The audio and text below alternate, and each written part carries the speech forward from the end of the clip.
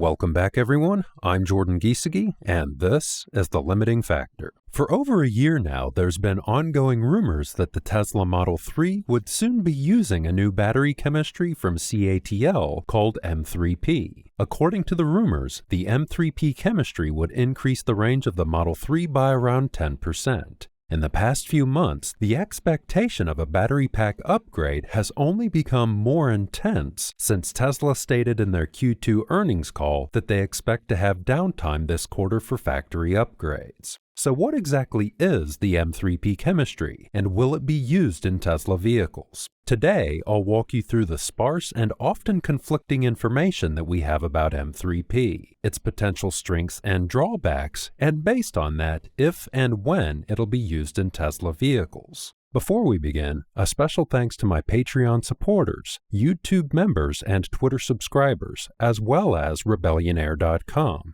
They specialize in helping investors manage concentrated positions. Rebellionaire can help with covered calls, risk management, and creating a money master plan from your financial first principles. To understand the full story with CATL M3P, let's start from when it first entered public awareness. Last year, rumors started bubbling up that CATL was commercializing LMFP batteries with 15 to 20% higher energy density than LFP batteries. CATL immediately addressed the rumors, saying that the battery chemistry is actually called M3P, which is a different chemistry from LMFP. Within a couple of weeks, more information cropped up, and according to Chinese media, an investigation report confirmed that the new chemistry isn't exactly an LMFP chemistry, but contains other elements. If my read of that is correct, and the media report is correct, then M3P is LMFP with some additional dopants. Let's work through the alphabet soup of acronyms to understand what all that means.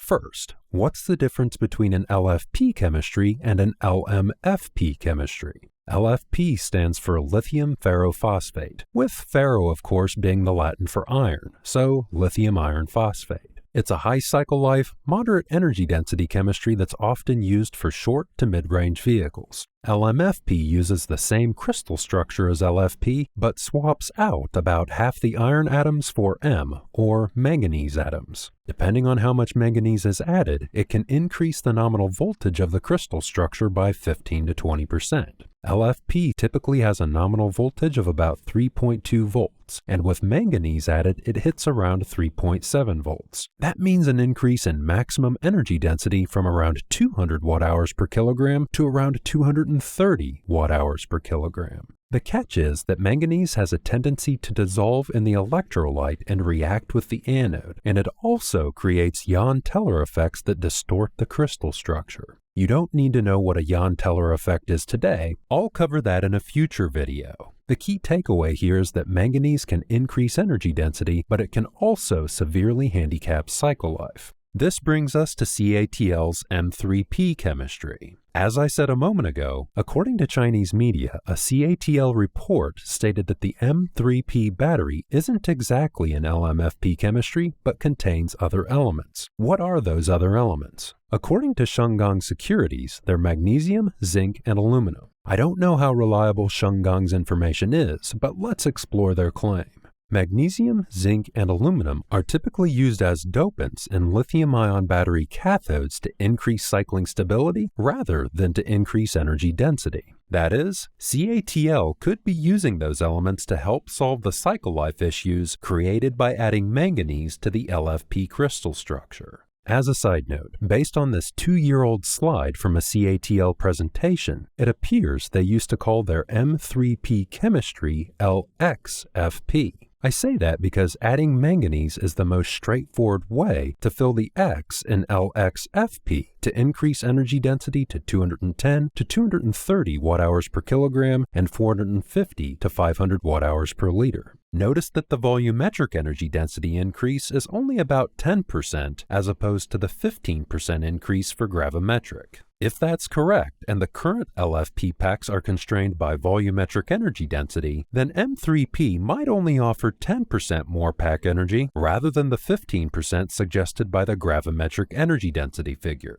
Interestingly, the M3P pack rumored for the Model 3 is said to offer a 10% increase in total energy. That may just be coincidence, but I thought it was worth noting because it may add credibility to the rumor. Getting back on track, although we don't have definitive information from CATL on what M3P is, everything is pointing to an LFP crystal structure that makes use of manganese to increase voltage and that's doped with some other elements like magnesium, zinc, and aluminum to extend cycle life. The question is, does that doping solve all the cycle life issues inherent in LMFP, and what will it cost? We won't have the answer to those questions until CATL releases more information on the M3P battery, but I can offer some educated guesses. With regards to cycle life, my view is that M3P will have a shorter cycle life than an LFP chemistry. The logic here is straightforward. As I said earlier, manganese is fundamentally unstable in battery cathodes. That is, even with doping agents added to increase stability, any amount of manganese added to the cathode will likely cause degradation that reduces battery life compared to a pure LFP cathode.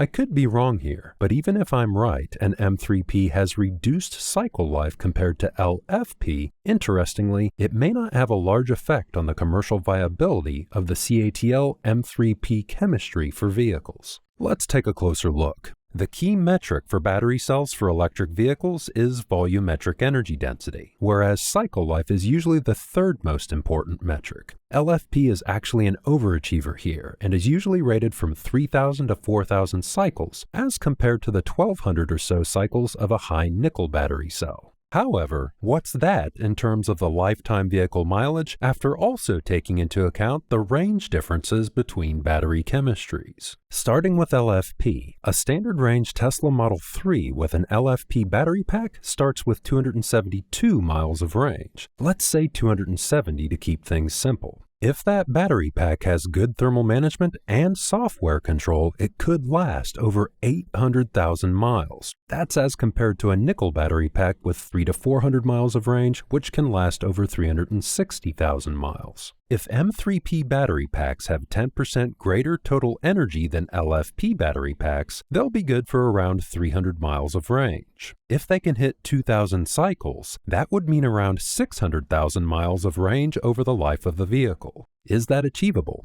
According to Tyco Run Energy, a Chinese battery supplier, it is. They estimate that emerging LMFP-based chemistries are expected to last 2,000 cycles, which I take to include CATL M3P. I don't know where Tyco Run sourced that information because the report didn't include references, but I scrubbed through their 2022 LMFP industry report and all the other information seemed to check out. In fact, in several instances, I found that the information used in the Tyco Run report sourced information from research papers that I had also bookmarked in my own research. If that 2,000 cycle figure is correct, M3P will be well suited to EVs. However, it would be poorly suited to grid storage as compared to its more robust sister chemistry, LFP. What about cost? The cost information was also difficult to track down because as far as I'm aware, CATL hasn't provided detailed information yet, and because in some cases the Chinese news sources were misreported by Western media outlets. Let's use this article from Electrek as an example. First, the subtitle in the article states that CATL's M3P batteries should cost less than LMFP. The only source they cite here is Gasgoo. If we look at the article from Gasgoo, it doesn't actually make any mention of the cost differential between M3P and LMFP chemistries. Instead, it mentions a cost differential between M3P and ternary lithium battery chemistries. Ternary means composed of 3 parts, and ternary batteries refers to nickel-based batteries that use 3 metals. For example, nickel, manganese, and cobalt. This brings us to the second thing that Electrek's reporting gets wrong. The Gasgoo article states that the M3P chemistry will be lower cost compared to ternary batteries. If we flip back to the Electrek article, it states that M3P batteries are supposed to be at cost parity with ternary lithium cells, rather than lower cost. In short, Gasgoo reported that CATL appeared to suggest a cost hierarchy, with LFP being the cheapest, M3P slightly more expensive, and NMC being the most expensive.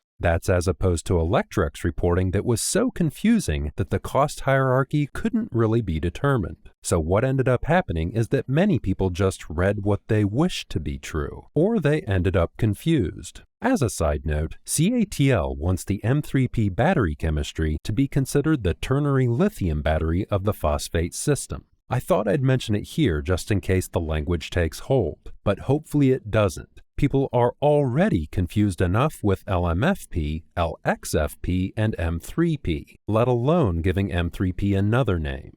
So is there any reliable information on the cost of CATL M3P or LMFP? Not that I've found so far.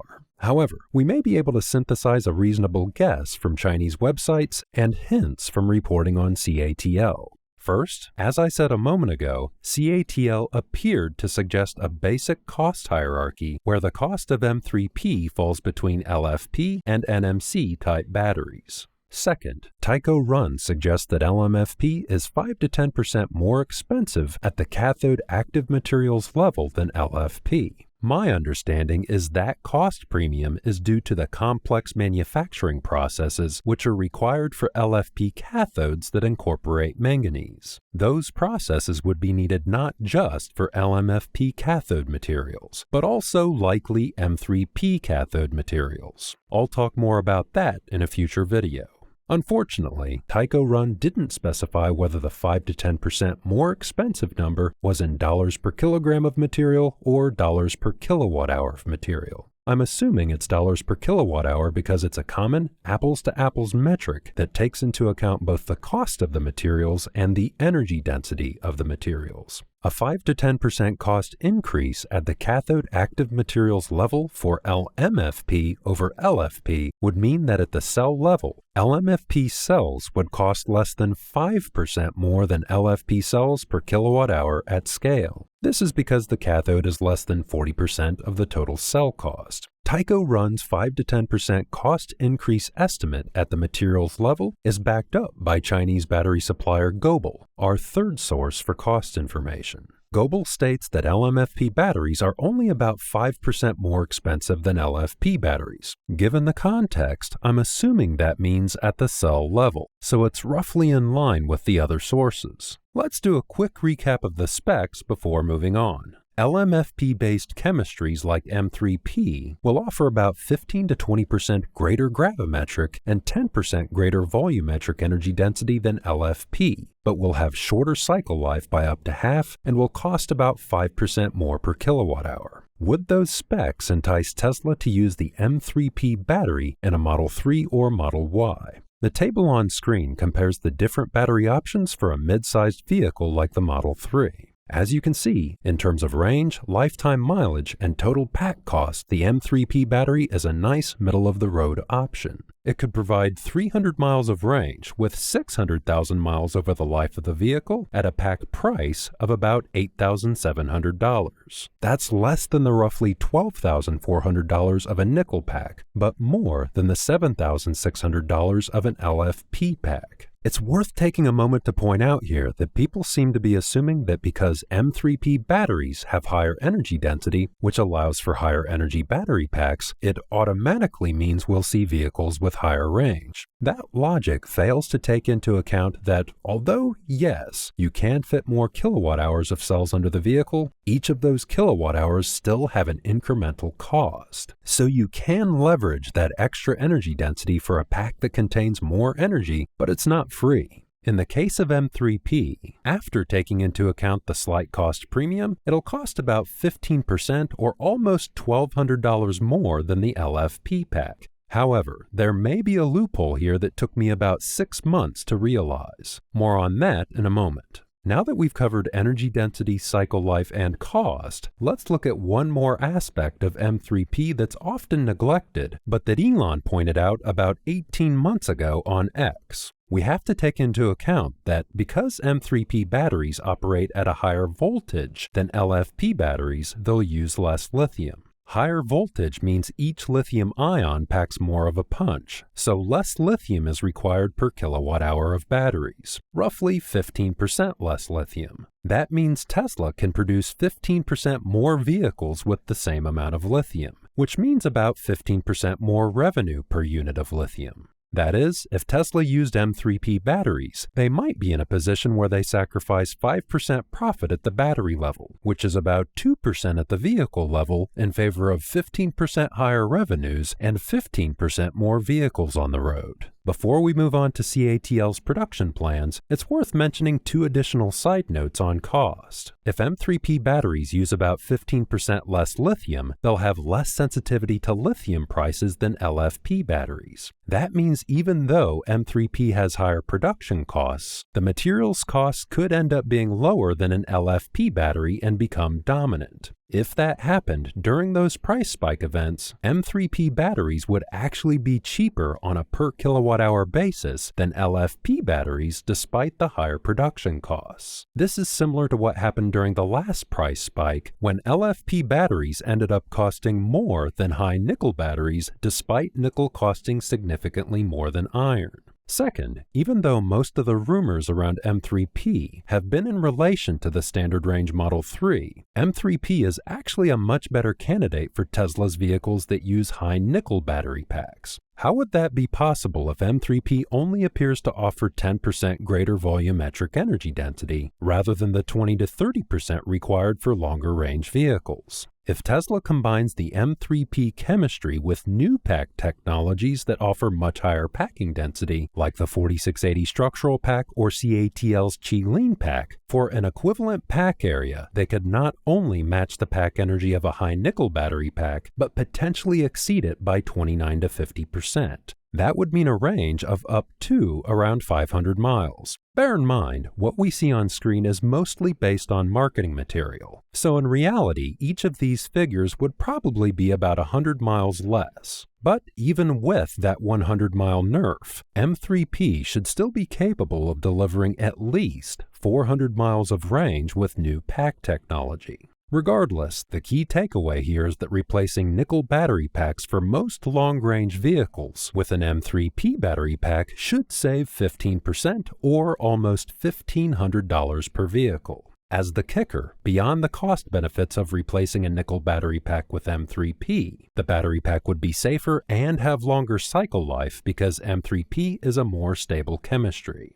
That is, M3P could be a triple win versus nickel battery packs: cheaper, safer, and longer lasting. To me, that makes more sense than replacing cheaper LFP battery packs in the 270 to 280 mile range category with a more expensive battery pack that has similar safety to LFP and likely shorter cycle life. Finally, if Tesla does decide to use CATL M3P batteries, when could that happen? Every time CATL's launched a new battery pack or chemistry in the past, they've held a launch event to showcase its features. Let's look at 3 examples. First, they launched their sodium-ion batteries in 2021, which they estimated would start production this year. So far, that hasn't happened. Second, they launched the Qi battery pack last year, which started being used in the Zeekr 001 earlier this year. Third, just last week they launched the new fast-charging Shunxing battery, which is expected to start going into vehicles early next year. That is, CATL usually holds a launch event at least 6 months before the new battery or chemistry shows up in products. They have advised that the M3P batteries are expected to debut this year, but so far there's been no launch event. That may mean we won't see M3P batteries in vehicles until sometime next year, even if it launched within the next few weeks. In summary, to answer the question posed at the beginning of the video, will CATL's M3P chemistry be used in Tesla vehicles?